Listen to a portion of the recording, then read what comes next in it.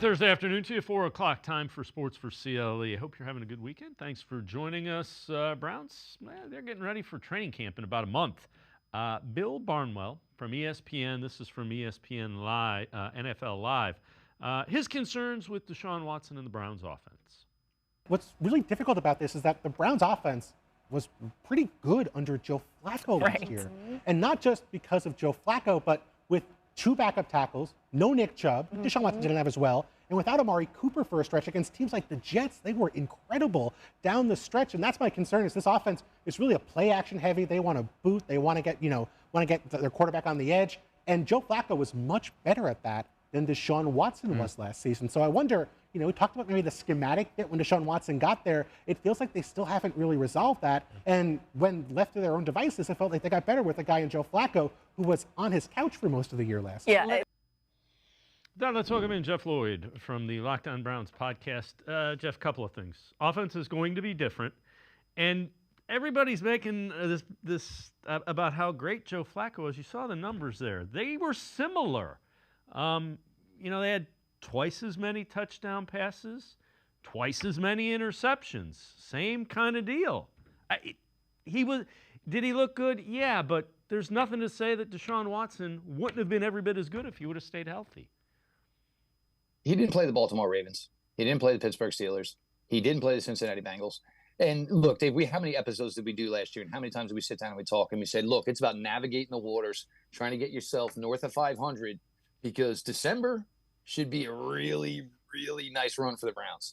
And honestly, it probably would have been a really, really nice run, whatever quarterback was playing. It could have been DTR, maybe not PJ Walker, but certainly Deshaun Watson. And you guys have heard me say it a million times.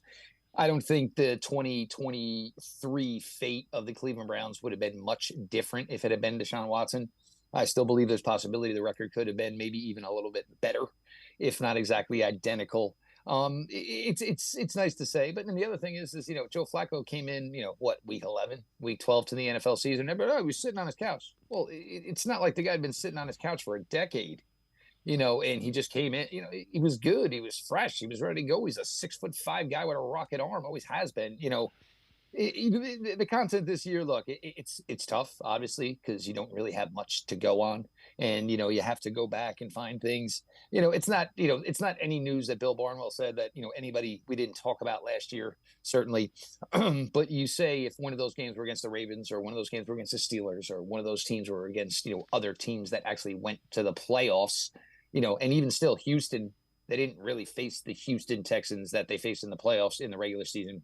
So you factor all that stuff in and, it's, there's certainly a lot of debate where you could come back and, basically, find a way to maybe have a judge sway in your favor that it's maybe kind of tilting the scale a little bit. It's, I think we're well beyond that at this point. Yeah. And again, Joe Flacco was a great story, but if I'm a betting man, I don't think he can do it again. And I guess Sure. The Browns are saying the same thing because they moved on from him. All right, this is from Warren Sharp Football. Seasons with over 63% completion percentage for a quarterback over the last 7 years. Chiefs and Vikings have 7. Saints, Lions, Seahawks, Cowboys, Chargers with 6. You see the Browns all the way down. The only team, in fact, that hasn't had one in the last 7 years. In fact, has never had above 63% or better completion percentage for a season. That's surprising. I don't know why, but it surprises me. There certainly is some questions, as to why that number came. And you would think with all the amount of quarterbacks that have played here, if you're going back 7 seasons, I'm assuming, we're going back obviously 16, 17. Those years, in my opinion, we're probably never going to talk about. You would have thought maybe Baker in 18 or Baker in 20. That was maybe a number he would have hit. Deshaun just hasn't had it. I don't even know if he would fit in. I don't know how they break this down. Is it each individual quarterback or is it based on, did quarterback play X amount of games? But yeah, I mean, it certainly gives you, some concern. I think the thing that maybe also gives you a little bit more, curious to it is you see Minnesota up there with 7. Yeah. Obviously, 3 of those seasons, Kevin Stefanski was there and was obviously a vital part of their offense. Obviously, that's his goal. I think he knows the number. I'm trying to go back. I want to say it was I think it was the game where Baker originally got hurt in 21. And if you remember after the game, Kevin was like, we shot for, completion percentage. I think he said a crazy number like 79. Well, we completed 88% of our passes today. So obviously, they view, the passing game as an extension of the running game where, they want a high completion percentage. Ideally, certainly you want that number above 63, you want 65, you want even more higher than that. So certainly something to work on. But I think a lot of it probably comes to consistency and maybe having the same quarterback in there week in, week out, which the Browns really have not had since 2020. Yeah, and the one thing that a high completion percentage tells me you're getting some easy yards, and I guess that's what I'm looking for, a way to get this offense some easy yards, so it doesn't have to be a fight for every. Well, and also get back to the other point. Obviously, Joe Flacco didn't do it, so right. Yeah, exactly. All right, this is from ESPN.com. One last offseason move for every NFL team. For the Browns, they say extend Jedrick Wills. Wills' contract was restructured this offseason to give the Browns some cap room. Now it has a bunch of void years tossed onto the end of it, but effectively the Browns will lose their left tackle after 2024 without giving him a new deal. Coming off a torn MCL, has been one of the top young tackles in the league. Last season, he ranked 8th among tackles in pass block win rate at 92.4%. So that's, I got to be honest with you, Jeff, that's the first time I have seen a national thing speak highly of Jedrick Wills. Normally it's saying he's at the bottom half, and I sit here and say I think he's an average to around average left tackle, and I get beat up in voicemails and emails when I say that. I think he's an average left tackle, and the Browns expect more of him. Well, for where he was drafted, I don't think there's any reason to believe, and you got to keep in mind that this Jed Wills situation, it's not like some of these other ones we talk about. This was their guy. This was their first selection as a regime. When they pinpointed that left tackle spot and said, this is something we need to hammer down. And look, as Jed Wills probably gotten more criticism than he deserves, absolutely. That's fair to say. To say, has he lived up to being a former 10th overall pick? No. Yeah, it's fair to say he hasn't. It's fair. Because if he did, we wouldn't be having this conversation right now. He would have been extended a long, long time ago. It is an interesting name to maybe, pin here to the Browns as far as, something to get done, within, the house, certainly with, Amari Cooper and his situation. You'd maybe take a look at, Newsome and Martin Emerson as maybe names, maybe the Browns are going to have to make a decision on one of those two guys as far as a long-term deal. JOK is probably a little bit more pivotal piece, in my opinion, to this team. Because I think one of the things when you talk about this and you say, if you're trying to make this statement is, what did it hurt the Browns last year when he didn't play? It didn't. Jerron Christian came over as basically a street free agent, and he wasn't a world beater by any means whatsoever. But there was never a week where we sat down, Dave, on a Monday or Tuesday and said, well, it was Jerron Christian and the amount of pressure that he was able to give off, which cost the Browns the game. And so, that's obviously probably a reflection on coaching and something that could certainly be different here this year. And it's no disrespect to the new, offensive line coach here for the Browns. And certainly, with at Callahan, just an absolute, top shelf, maybe one of the best to ever do it, and had a relationship with Jerron Christian. So maybe when Jerron Christian came in, he said, look, here's the playbook, but here's what I'm going to tell you. This is what I'm worried about with you. This is what we need to keep our eyes on. This is where I have no concerns. You should take to this like a fish to water. So, I mean, it's an odd one. And look, I'm not saying the Browns wouldn't do it, but I'm not sure that Jerron Christian's camp would do it, because we know the way it works for the Cleveland Browns with these negotiations. They usually win. Yeah, and again, it'll be interesting to see. The opportunity is there. He has the ability to go make himself a very wealthy young man if he goes out and plays like he should. You mentioned new offensive line coach. Andy Dickerson replaces Bill Callahan. Dickerson talked about his coaching style. When you think about it, there's different techniques, but there's maybe a variation. But again, if everybody's built different, like DeJuan's different than Jax, than Jed, you got the different guards, everybody's different. Joel, again, guys who have success and have done things that worked. then you can work with them because everybody's a little different. I'm not as, try not to be like, hey, here's a starting point, here's what we're trying to get done with it. But again, if some people can go near leg with something and some people have to open up a hip and then get vertical, then you work with the guys to help them be successful. Everybody's a little different. So as long as the job's getting done, the technique's getting executed, it may look a little different by person, but again, the scheme and the technique and those things that'll go together that work. So it's just a matter of trying to work with the guys who, everybody moves and bends a little differently. So it's just not, to me, it's not a cookie cutter. You got to work with guys to get them to get the best out of themselves. And Jeff, the other thing is Andy Dickerson, we heard from him earlier in the week. He coached with Bill Callahan. He's not trying to reinvent the wheel. Those are all good things. That's the more I hear from Andy Dickerson, the more I like the hire. Well, and this is one nice. And look, the Browns last year, 2023, was the worst collective year for the Browns offensive line during, the Berry and Stefanski regime. So if there was ever a time where maybe it was, hey, we'd rather keep Bill, but, there is this odd situation here. And as much as everybody, was hoping maybe it wouldn't happen, I would do it for my kid. I'm sure you would do it for your kid. And almost everybody would do it for their kid. It wasn't necessarily the worst time for a change within the Browns offensive line and maybe having a new guy, leading them because there were a lot of injuries. The offensive line didn't play as well overall. There was some change with a guy like DeJuan and, such this special talent. And now this will be, more in the hands of Dickerson to develop. And certainly guys that, that were drafted, certainly Zeitler, this is going to be, Zittler, this is going to be Zinter, rather, this is going to be somebody for him to hopefully make this jump. So there's a lot there. There really is. But you like what you hear. And I think the one thing that you do hear with this, as opposed to, Bill Callahan is, we're talking about a guy who's significantly younger. He's not, hasn't really lost his chops so much as far as, when it was like to be a player. Bill could just come in and command the room and say, look, I've coached X amount of Pro Bowlers, X amount of All Pros, Hall of Famers, you're going to do it the way I said, because here's my track record and you better listen. And whereas Andy's going to come in probably more as a guy who's closer in age, can relate a little bit better, and kind of remembers what it's like to, have to take on, maybe a 330-pound defensive tackle where somebody missed an assignment and you've got to basically say, I've got to do everything I can to save my quarterback's life. Jeff Lloyd from the Locked On Browns podcast. And now I'm going to step aside, take a quick time out. Other side of the break, we'll head to the voicemail of Truth and Reason. Sports for CLE. You'll be right back. Stay with us.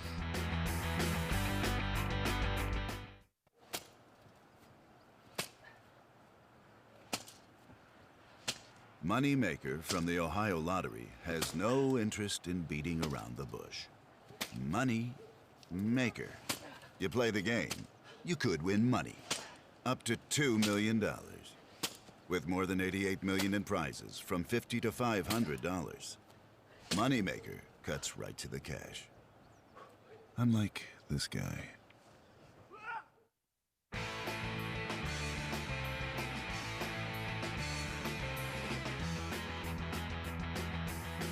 We continue talking Browns with Jeff Lloyd from the Locked On Browns podcast. Let's head to the voicemail of Truth and Reason. Well, gentlemen, this is Jim from Rochester. Listen, if Amari Cooper doesn't want to come into camp, trade him, all right? Get a stick of gum, get anything. Get your normal seventh-round pick. Why are we playing around with this guy? We got two-time coach of the year. He should be able to spring it up. So I always appreciate all of the voicemails. Jeff, they got to figure out how. Yeah, I'm with you. They got to figure out how to. They have to come to an understanding because there's a lot of question marks behind Amari Cooper in this receiving corps. I think some of them will be really good. Nobody's proven it quite yet. Well, there's a lot that goes in with this. Look, the Browns bringing in Amari Cooper, and the first 2 years of it was an absolute slam dunk addition. You gave up a fifth-round pick. You got a guy who came in here 2 years in a row, did something no Cleveland Browns wide receiver has ever done, ever before. Now, Amari Cooper, I would like to be paid more. The wide receiver market is booming. He has no money guaranteed after 2024. You look at your teammate Nick Chubb and say Nick Chubb was in the same situation last year, week 2. Now look where Nick Chubb is at. Basically most of his contract is basically, incentive laden. We don't even know when Nick Chubb is going to be able to. So Amari is looking at that. But you also have this point within the NFL where the NFL kind of looks at 30-year-old wide receivers the way Leonardo DiCaprio kind of looks at his girlfriends. There's a certain age where they just try to cut that off. And look, the Browns are saying they want to commit. And this is what I was told. They have no problem committing money towards 2025, which would be his age 31 season. They don't want to commit to age 32 season at 2026. So sort of there, Amari gets handled. He plays this year with more guaranteed money coming, can play free, doesn't have to worry. But to ask any team to go further than that, I don't know that any team would. Look, Amari, the receptions were both under 80 both years. Great numbers, but neverly not over the 100 mark like Amon St. Brown or what you expect from the Justin Jeffersons of the world. I think there's a way to get this appeased, certainly. But if I'm Cleveland, I don't necessarily disagree with, I don't necessarily disagree with what Cleveland's stance here is. I think Cleveland views this as, hey, we want to commit. We just don't basically want to commit forever. And maybe we also have seen this coming because after they traded for Amari Cooper, they drafted David Bell. The next offseason, they acquired Elijah Moore. They acquired Cedric Tillman. This past offseason, it was Jerry Jeudy. It was Jamari Thrash. So maybe the Browns were, they're always in it for today. They're always kind of in it for tomorrow. Maybe Amari gave them more than they expected, which is why they'll maybe commit to 2025. But, with the money already given to Jeudy and a bunch of younger guys in there and now having all your draft picks again, it doesn't seem like the Browns are hiding anything, or it seems like they're being deceitful with Amari Cooper. This seems like this is probably the Browns' plan all along in regards to Amari Cooper. All right, so this is from the Bleacher Report. Every team's to-do list for the rest of the 2024 offseason. And these have me scratching my head, I'm not going to lie.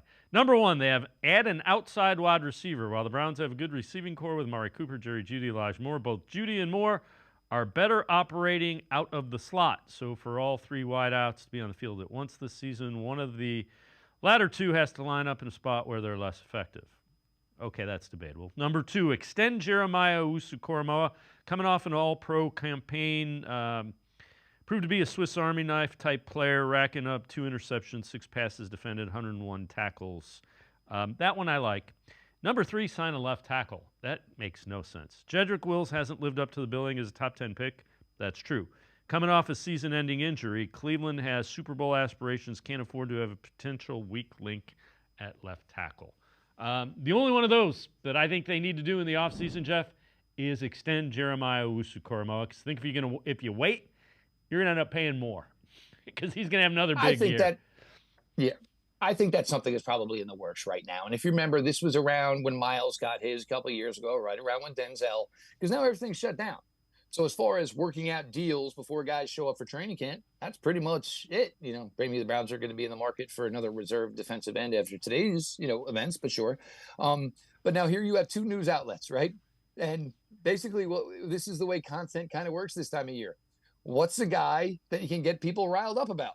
So you have one news outlet say, you got to extend Jedrick Wills. Then you have another news outlet that says, well, you can't rely on Jedrick Wills, so you got to get somebody else in there. The Browns, and it's, look, you're 6 deep right off the bat. You have your starting offensive line. You have DeJuan Jones. Center is obviously going to make this team. You have to have a backup center. So that means it's either Luke Whippler or it means it is, Brian Allen, the veteran that you brought in. So you're there at 8. Do you want a 4th guy that can play tackle? Sure. Would you like possibly an upgrade from James Hudson? Sure. But, I'm not sure where that comes from. But the other thing is if I'm a guy, I'm an agent, or I'm a veteran left tackle right now, the Browns are interested. Okay. And they're interested in 1 year, minimum veteran guarantee. And if you're the Cleveland Browns, the hope is you never have to take a step onto the field and you're never going to play. So maybe that's not a situation anybody's going to run to commit to. You're going to look for a situation where obviously you can get some playing time. JLK, do it, get it done. Yes, Cooper excels in the slot. Yes, Jeudy excels in the slot. Yes, he also excels outside. Elijah Moore, we saw he's not really a gimmicky slot player. He's a guy that can play outside. My opinion is if it's the 3 of them, guess what? If we're saying they're all such great slot options, if they're lined up outside, that means they're seeing one-on-one coverage. Amari Cooper is a surgeon with his route running. Jerry Jeudy is a great route runner. Elijah Moore is a great route runner. It's all going to get figured out. And you also got to keep in mind is David Njoku is going to get some slot reps too, which means other guys are going to get pushed outside anyway.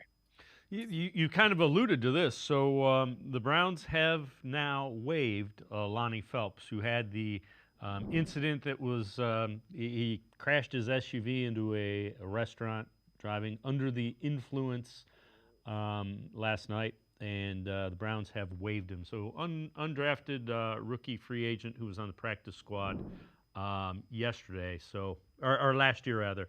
The events yesterday, they looked into it more. That just came down a little bit ago that he has been waived.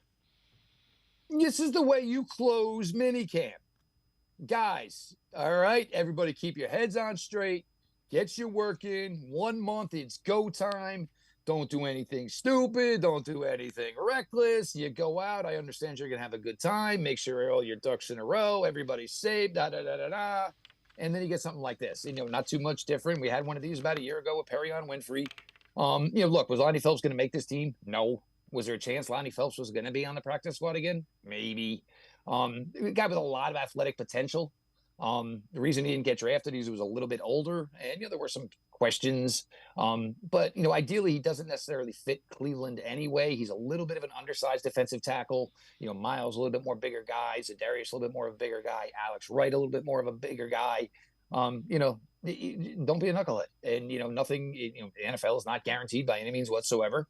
And for the Browns, it's a simple thing to do. And the other thing is nobody, this wouldn't have gone well for anybody, but when you're the 85th, 86th guy on the roster, we just ain't got time. We'll give somebody else that opportunity to come here and compete. And, obviously July 22nd, and then certainly down to West Virginia to start it all off.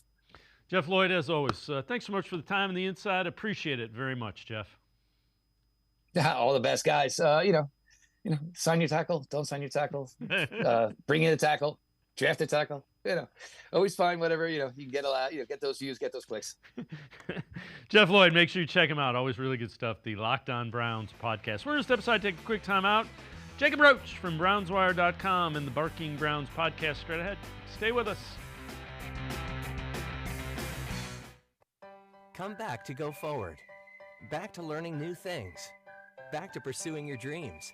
Tri-C has flexible learning options to fit your life. And every year, more than 1,000 local companies provide Tri-C students with real-world learning. The right education can boost your lifetime earning power by hundreds of thousands of dollars. Start now with a college education you can afford. Tri-C, where futures begin.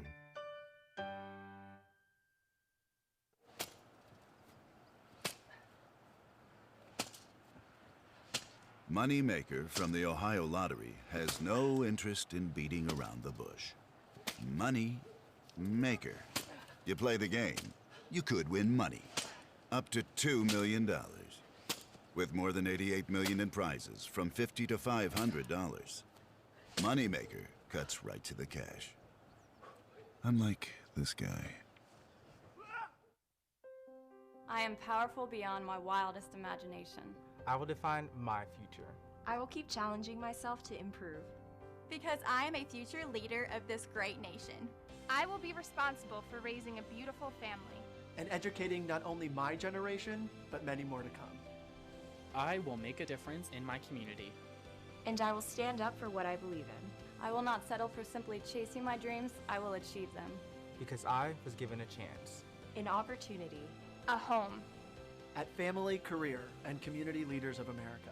The ultimate leadership experience. FCCLA has been one of the greatest experiences of my life. It's made me who I am today. Join us. We'll build a new future together.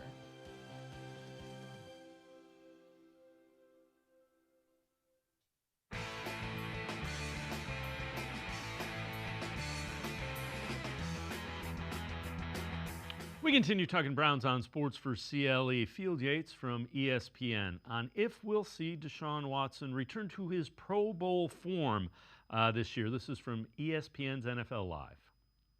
All I'm willing to say, Laura, is it's this year or never. Right? Because at this point, you're 3 years removed from Deshaun Watson being at what might be the peak of his powers, right? Arguably the second quarterback you'd build your franchise around behind Patrick Mahomes when he was traded away from Houston to Cleveland. He had the 11-game suspension during his first season. Comes back in December, cannot find a rhythm, plays in terrible weather games. Last year, battling through injury. The final half that he played last year, before he was out for the rest of the season, though, was the best half we've seen of Deshaun Watson. Yep. Yeah, small sample size leader to the max here. But they overcame a 14-point deficit against the best defense in the NFL, the Ravens. If he can build off of that, the Browns can be excellent. But I can't tell you any more than that with certainty right now. With that, let's welcome in Jacob Roach from BrownsWire.com, Barking Browns podcast. Jacob, that's fair. I'd be careful with the old saying is never say never. If it's injury again, you can't control injury.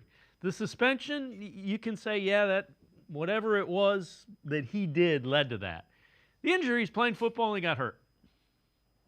Right, and he was playing the kind of football you're accustomed to seeing Deshaun Watson play when he got hurt like that.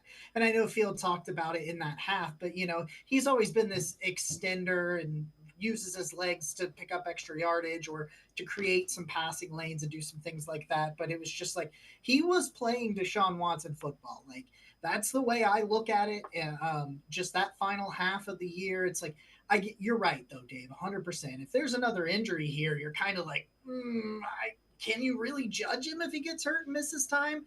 I mean, you want to. You want this year to be definitive. Like, is the trade worth it or wasn't it? Because it's just been so long. And I feel like when this trade happened, it was always going to be like, does he have a better career than Baker Mayfield? Because that's always going to be the comparison. They moved on from Baker Mayfield to Deshaun Watson. Like, is his tenure going to be better? Right now, it's not. You wish you had an answer. But unless he gets hurt, I think you do, in fact, get the answer this year. But if he does, what can you do? So this is also a pretty good sign. So we know the Browns are away getting ready for training camp. Deshaun Watson, he is working out. This is from UCLA, from the Wasserman Football Center, UCLA.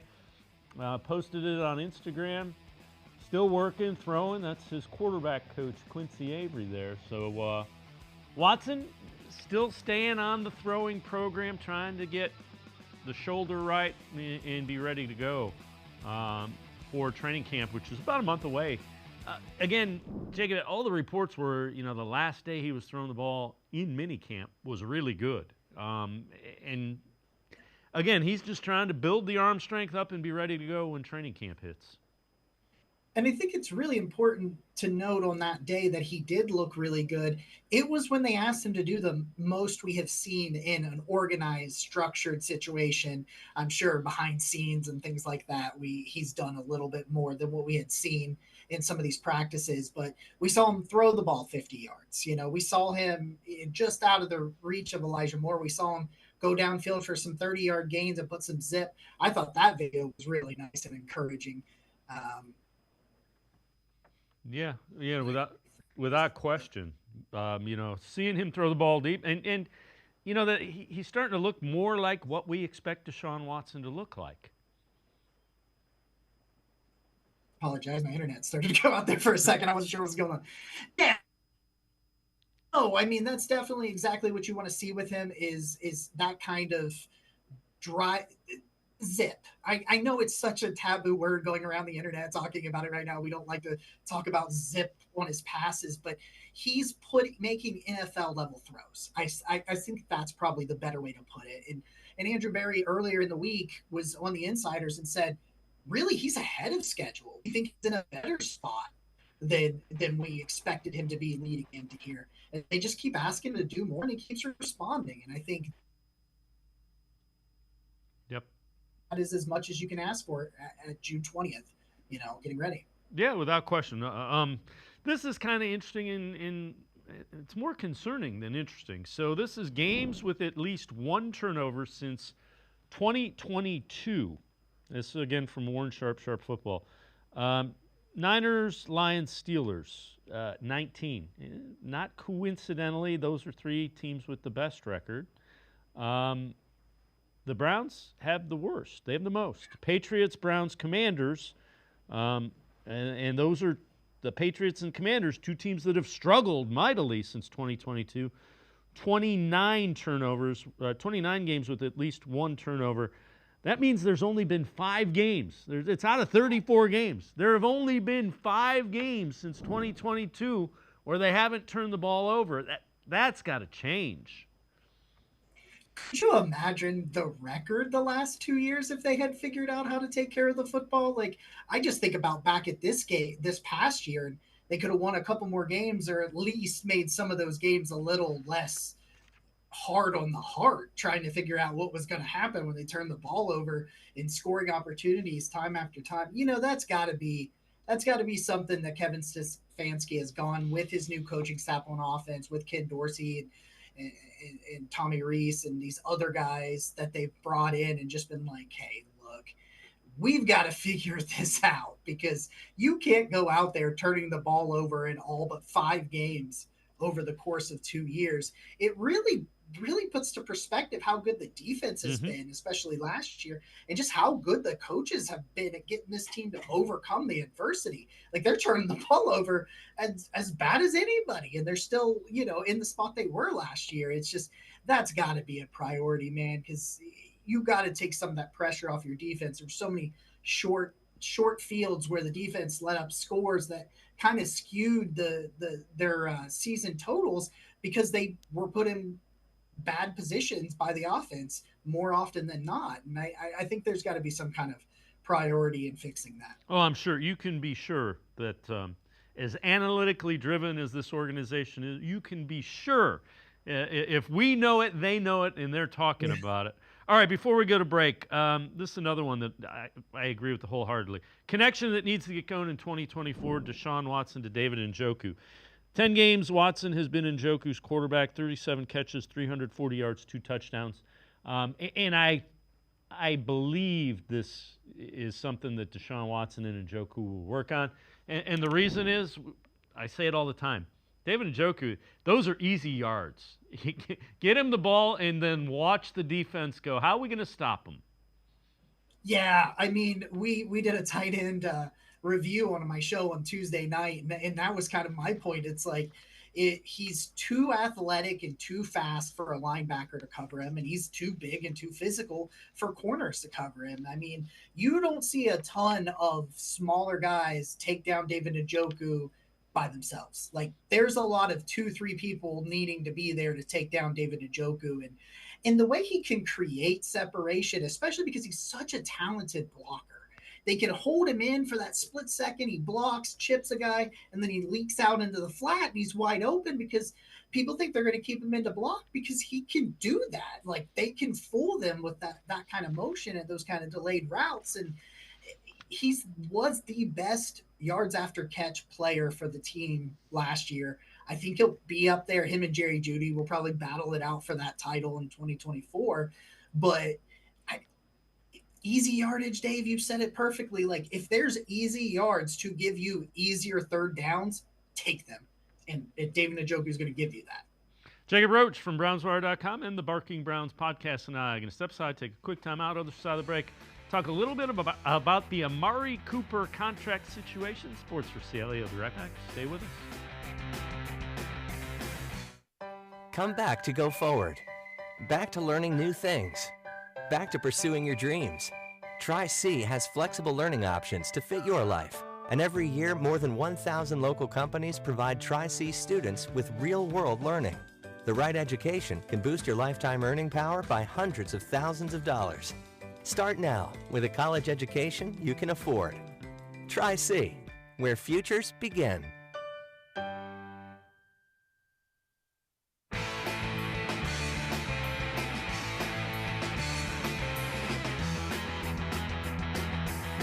We continue talking Browns with Jacob Roach from BrownsWire.com, also the Barking Browns podcast. Kimberly Martin, ESPN. This is on ESPN's NFL Live, talking about the contract situation with the Browns and Amari Cooper. So when you think about Amari Cooper, love Amari Cooper.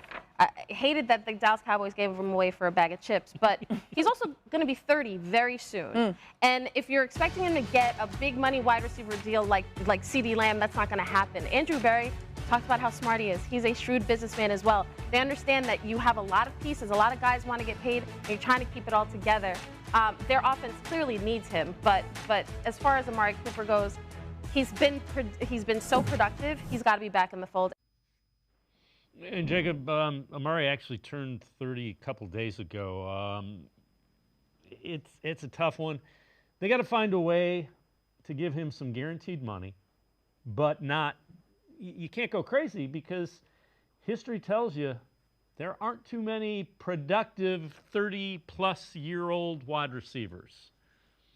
I would say that there may be one exception to the rule that Amari Cooper's game does translate a little bit longer, in my opinion. So I do think that he's worth it for the next couple of years. But yeah, you've got to be very aware of it. I mean, he turned, like you said, he turned 30 on Monday, and that's about the time you start to see some of that production dip. And I know he's coming off of a career high in yardage, and he's in a great position, but you did just play Jerry Jeudy. You have paid David Njoku. And the thing that's interesting with extending him is you're going to eventually come up on an extension window for Deshaun Watson. Believe it or not, we're almost already there. So I could see where the financials with potentially that and anybody else getting paid, they may have to pay Jed Wills if they want to retain him, and they've got some contracts going on. But I think Amari Cooper, a 2-year extension, I think is the sweet spot for me. I think you talked about some guaranteed money, and there's been some rumors. Brad Stainbrook over at the OBR talked about them giving him some more a raise this year as part of not giving him a super lengthy extension, but being like at a year. He kind of wants 2 years. So maybe you go up to 2 years, add some guaranteed money at the beginning of it, and kind of make it like an out year at the end, which is what they like to do with, it's how they got out of John Johnson and Austin Hooper's contracts, where, they gave him a couple of years, some guaranteed money, and they get him out. And I think that's the best way for Amari Cooper, for them to handle the Amari Cooper situation. It really is probably his last chance to get paid and get paid well at 30 years old. So I understand where he's coming from, but ultimately I think they have to have him in the fold, and I think they'll find a way to make it happen. Yeah, and to your point, Nick Cairns tweets this out, and it's a valid point.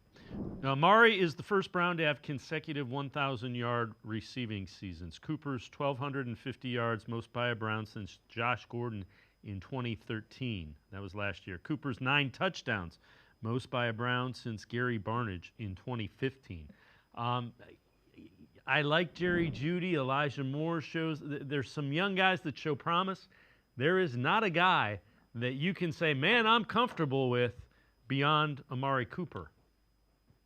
Yeah, and I still have Amari Cooper as a top 10 guy at his position. And it's like, yeah, you probably don't want to give him 4 or 5 year extension, like a CeeDee Lamb style contract like she was talking about there on NFL Live.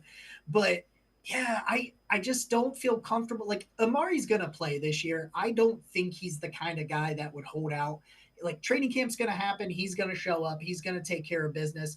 But you want to reward what he has done in Cleveland so far. And like you said, I like those other guys. I don't love them. And I love Amari Cooper. And until those other guys go out there and show me some of those things that Amari's shown me, I'm going to make sure that guy stays around a little bit. And I just think his ability to kind of, with great body control and precise route running, I just don't see it deteriorating so quickly. And coming off of some career highs last year, that 1,200, he sets the single game record from Josh Gordon. We thought that was never going to get, he did that. He was hurt. He was hurt for part of that game. You know what I mean? So it's like, he's still got a lot in the tank. So I understand, maybe a little bit on the downward slide is going to start coming here somewhere. But I think for the next 2 or 3 years, you should find a way to make sure he's locked up. All right, so here's the reason Amari Cooper is saying I deserve more. These are the wide receiving contracts that are out there. Justin Jefferson is tops at $35 million. You see A.J. Brown, St. Brown, Hill, Waddle, Adams. You go down to Devontae Smith at $25 million that was redone. Then you got Metcalf. Ridley's one that's kind of interesting. That's going to be one that's used as a comp because he's a similar age. You got Mike Evans at $20.5 million, another guy that's a little older. Cooper's tied for 19th, $20 million, along with Chris Godwin. You got Cooks right behind him. You got Christian Kirk. Then Jerry Jeudy checks in at $24 million. A little bit behind him is Sutton and Tyler Lockett. So that gives you kind of a snapshot of the top 26, 27 wide receivers relative to pay. You got Jeudy who's in there. And again, I'm with you. I think they find a way to do it. I think From what I've seen, it's the number of years, and I think you've kind of alluded to that. At some point in time, you got to figure out a way that works for both of them.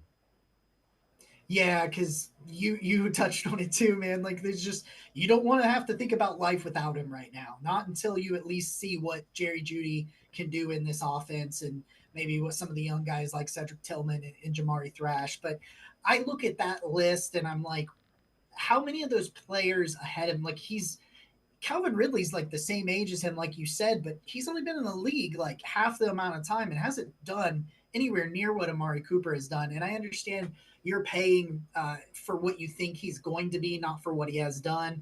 But I do think he outplayed his contract. And I think somewhere there's that middle ground where it's like, well, let's give you a little bit more money. Not quite as many years as maybe you want. Maybe we'll do a team option there at the end. I call it an option because it has no guaranteed money, kind of like Nick Chubb, not an actual option, but kind of that last year of the contract where you can get out of it if you want to, but then just backload some of that things. Put some void years on there like you've done with some of those other contracts. That way he still gets the money he deserves and has earned, but you can find a way to kind of balance out the books so nothing goes too crazy as a result. So in the event they can't come to that, the Orange and Brown Report wrote this article. So dream scenario, the best fit for a potential trade partner for Brandon Ayuk would probably be the Browns. Dream scenario for the 49ers is to trade Ayuk for another player that can help them win a Super Bowl this year at a lower cost and get valuable draft compensation in the prospect.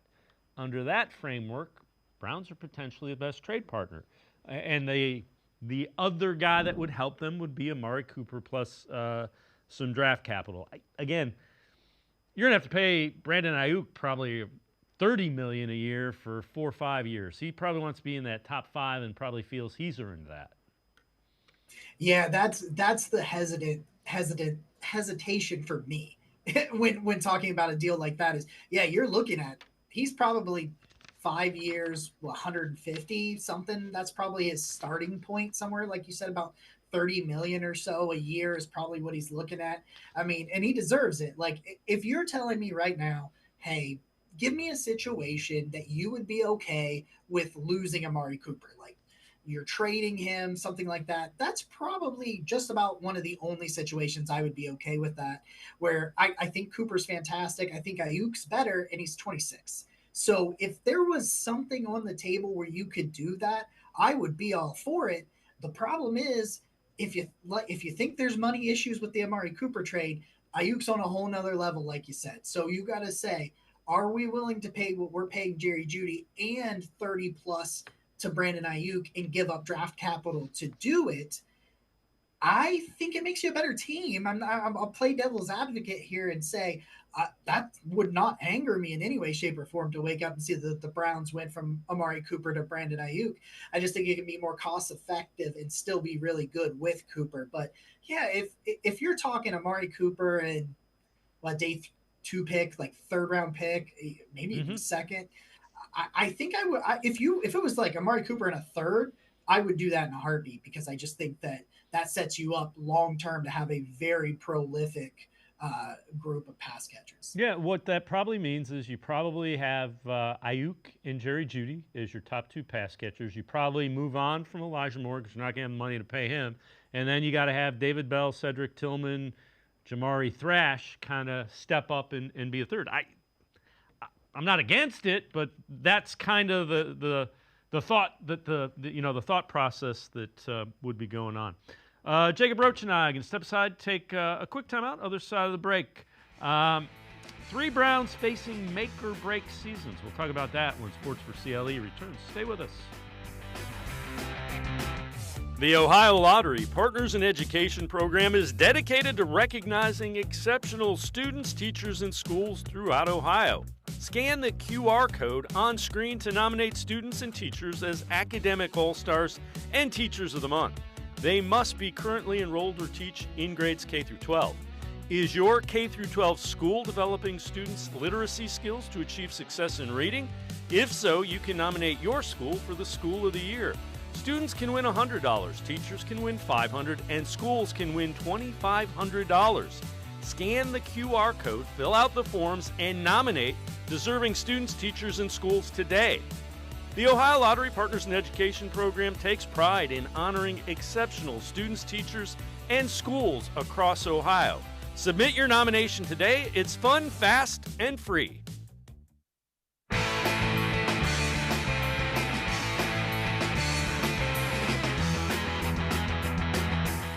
We continue talking Browns with Jacob Roach from BrownsWire.com and the Barking Browns podcast. This is from Sports Illustrated. 3 Browns facing make-or-break seasons in 2024. Number 1, they say Jerry Jeudy has been rather a significant disappointment thus far. Failed to crack 1,000 yards in any of his first 4 seasons, topping out 972 in 2022. Or in 2022. Number 2, Greg Newsome. Essentially, Newsome is playing for his future with the Browns. If he ends up having an off year in 2024, Browns could very well jettison him and avoid paying his 5th-year option in 2025, which would run the club $13.4 million. Number 3, Deshaun Watson, 28-year-old, was brilliant in 2020, leading the NFL with over 4,800 yards, 33 touchdowns, 7 picks. Does Watson still have it in him? I don't know that any of them are facing make-or-break seasons. Jacob, the Browns are tied to Jerry Jeudy. They trusted his evaluation. They gave him he's going to get more time. You can't find cornerbacks that play man coverage. They don't grow on trees. Greg Newsome's pretty good at. You need to do that in Jim Schwartz's defense. And Deshaun Watson, I think they want to see what they get with this remade offense.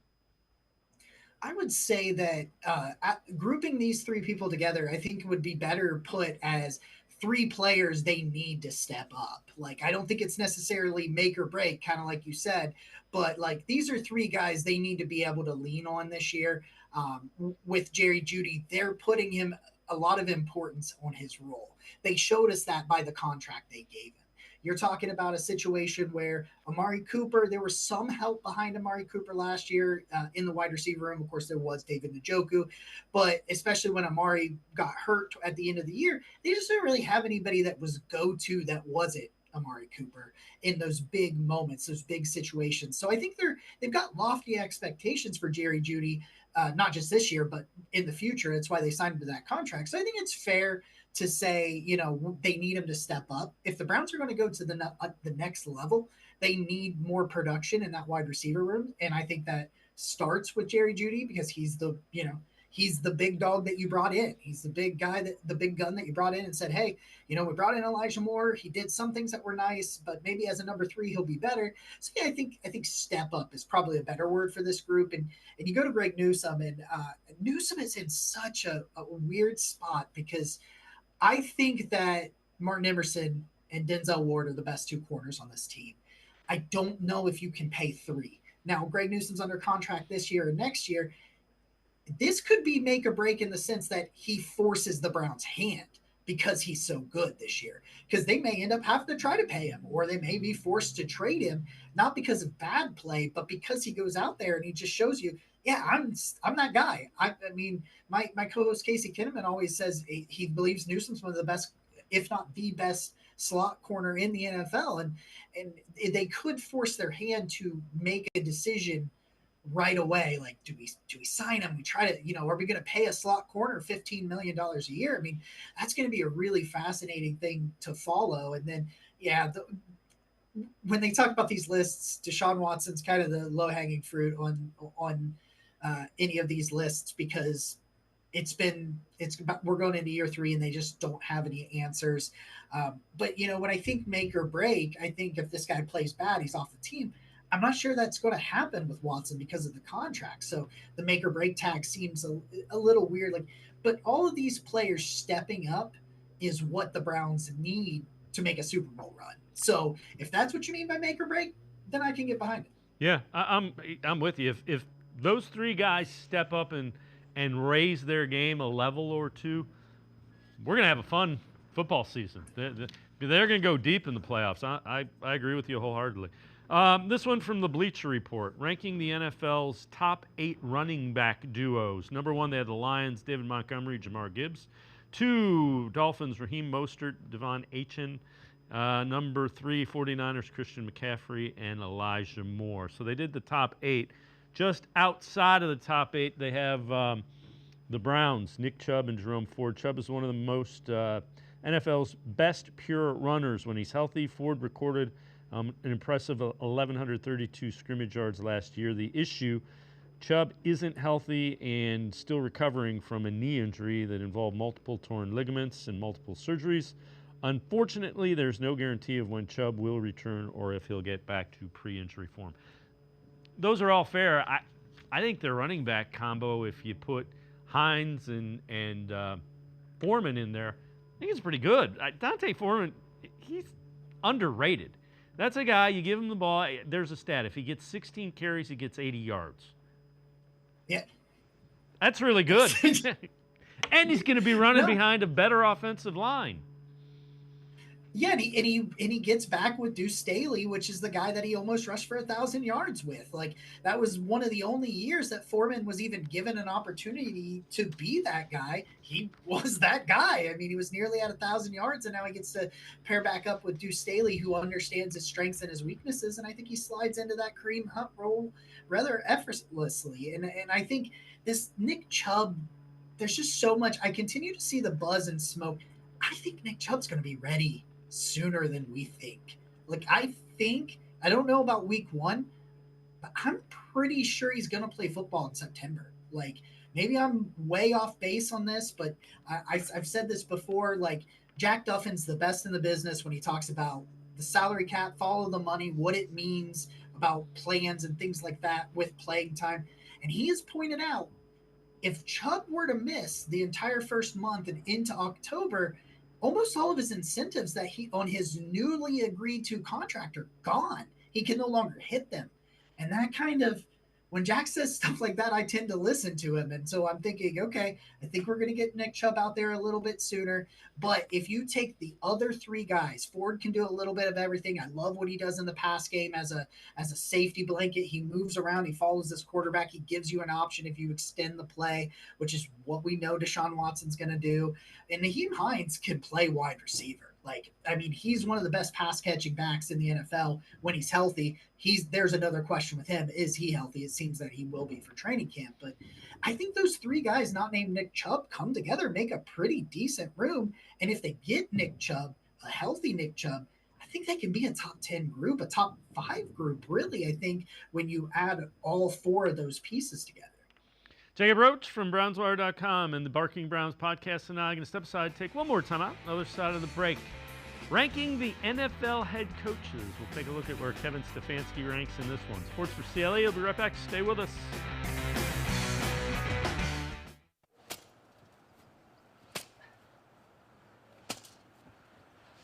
Moneymaker from the Ohio Lottery has no interest in beating around the bush.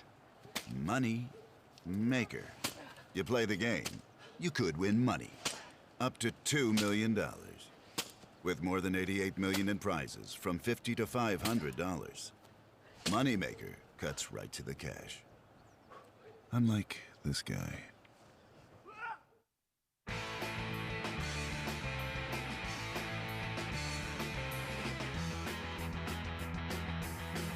We continue talking Browns with Jacob Roach from BrownsWire.com, as well as the Barking Browns podcast. This is from Touchdown Wire, ranking the NFL head coaches for 2024. They go Andy Reid 1, Sean McVay 2, Mike Tomlin 3. John Harbaugh, the Ravens, was 6, Zach Taylor of the Bengals 7. They go 11 for Kevin Stefanski. The rationale's kind of goofy. The only setback I have with the Browns is they got their starting quarterback back from injury, and it made them worse. Stefanski's a terrific coach, but can he overcome a quarterback who hasn't been good in years? Jacob, he has had the best years of guys like Baker Mayfield. He won games with 4 quarters. He won games. They beat the 49ers with P.J. Walker. That should be a bullet that gives him a couple of additional steps up on that, on the top. He should be above. That moves you up 2 spaces without the mandatory 5-year waiting to get into the Hall of Fame. Yeah, I was gonna say that bullet point's top 8. Like that's the rule. throws you into the top 8. It says that comment, can he win with a quarterback that hasn't been good in years? He's won with quarterbacks that haven't been good at all. Like I love what PJ Walker did. He went out there, he battled, he grinded, he gave it all on the line. But like PJ Walker's never been that guy. They lost one game with him at quarterback. Like, because of what Kevin Stefanski and that team could overcome. And you said, did they win with some guy that hasn't been good in years? Well, Joe Flacco hadn't been good in years. They won with him too. Like, we just watched it. Like you said, Baker Mayfield, best year of his career under Kevin Stefanski. Until last year. He was very good last year. But before that, leading up to it, that was his best year. Jacoby Brissett's best year of his career was under Kevin Stefanski. And, they won games where Deshaun Watson just was trying to figure it out last year, the first year he was here, in this past year where there was all this rust and all this trying to change the offense midseason. They still won games. It's just, I think we talk about wide receivers like Brandon Cooks was this way for a long time. DJ Moore has been this way where they're quarterback proof. I think Kevin Stefanski's quarterback proof at this point. Like, I hate to think what this dude can do as a head coach. If Watson's a top 10 quarterback this year, I mean, Kevin Stefanski, in my mind, is knocking on the door of top 5 because of those things. And then when you even say, well, can he win with bad quarterback play? That's right after saying he just did it. Yeah. PJ Walker completed 49% of his passes and won 5 games. Yeah. It makes no sense. The top 3, top 4, top 5 those are hard to debate. You get into the 7, 8, 9. Dan Campbell's there, and he's done it for a year. That's great. He won 2 Coach of the Year awards. So, but that's fine. We'll let that go. This is from Pro Football Focus, ranking the NFL's best duo at every position. For the edge, they go with Micah Parsons and DeMarcus Lawrence of the Cowboys. Competition is fierce here. One could make a strong case for either Myles Garrett and Zadarius Smith or T.J. Watt and Alex Highsmith of the Steelers for the top spot. Yeah, that's fair. If you want to argue either of those 3, I guess I'd listen to it. I'd take Garrett just because we see him. We see, none of these other guys get triple teamed like he does play in and play out. And let's see what happens year 2 with Jim Schwartz. I was going to say, no, the only person I've ever seen 2 tight ends follow back and forth across a formation is Myles. I've never seen that before. So one thing when you were reading those duos and talking about Cleveland and Pittsburgh, it dawned on me, I would not want to play offensive tackle in the AFC North. Like, that is not, like, especially if you're like, because Hendrickson and Hubbard, like, that's right. Not a bad duo in Cincinnati either. Like, and Baltimore's got some young, good pass rushers over there that are coming along. I just think, for me, I think Myles Garrett's number 1, and because he's number 1, that's the duo I would put on there. Just because I think Zadarius Smith, I think his sack numbers didn't indicate just how good he was, just like kind of with Myles Garrett, where it was like they weren't getting home as often as they were winning. And so that's where kind of those sack numbers can be a little bit misleading. And I think that Zadarius Smith and Myles Garrett for me is number 1, but I have no problem with it being this group and them second. All right, before I let you go, this one's really interesting. 2022 NFL redraft. This done by the 33rdteam.com. Those are former player personnel and team executive types. So pick 16 in the first round. The Commanders go with Martin Emerson, the cornerback who the Browns got in the 3rd round. Very quietly, Emerson has become a premier cover corner in Cleveland, 6'2", 201-pounder. Earned more attention in 2023 as the Browns' defense improved, and Emerson played a big part of that as he became a full-time starter. The other thing is he showed his lockdown corner, and they took him in the 3rd round, and everybody was kind of scratching their head when Andrew Berry took a cornerback. Well, he kind of knew what he was doing there, huh? Yeah, everybody was like, who is this corner? I've never heard of him. You never heard of him because nobody threw at him in college either. Like, they were like, I want no part of Martin Emerson over there in that corner. 0 touchdowns. He allowed 0 touchdowns last year. Like, you show that stat, and it's not like he was only targeted 10 times or any, astronomically low kind of number or anything like that. It's finally happening.